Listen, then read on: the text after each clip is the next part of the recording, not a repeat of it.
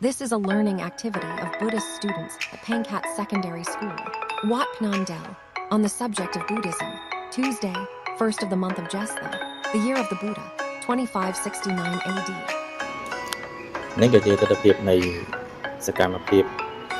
នៃការបង្ហាត់បង្រៀនរបស់គ្រូពុទ្ធសាសនាទៅលើថ្នាក់ទី1និងថ្នាក់ទី2នៃពុទ្ធិកអនុវិទ្យាល័យវិរិយបរិញ្ញាបត្របង្កើតវត្តភ្នំដាល់ដែលបានកំពុងសិក្សាសាកល្បងតេស្តសំណួរប្រចាំខែក៏ដូចជាចុងខែទៅលើសមណៈសិស្សថ្នាក់ទី1ហើយនិងថ្នាក់ទី2ផងដែរដោយមានការយកចិត្តទុកដាក់ក្នុងការបង្ហាត់បង្រៀនរបស់លោកគ្រូចំពោះសិស្សហើយក៏សិស្សខិតខំប្រឹងប្រែងរៀនសូត្រហើយក៏ចុងខែនេះក៏មានការធ្វើសំណួរសាកល្បងជារៀងរាល់ខែដើម្បីតេស្តសមត្ថភាពក៏ដូចជាធ្វើសំណួរសម្រាប់ប្រចាំខែដើម្បីសាកល្បងសមត្ថភាពនៃសំណាក់សិស្សប្រចាំថ្នាក់នីមួយៗផងដែរសូមអរគុណ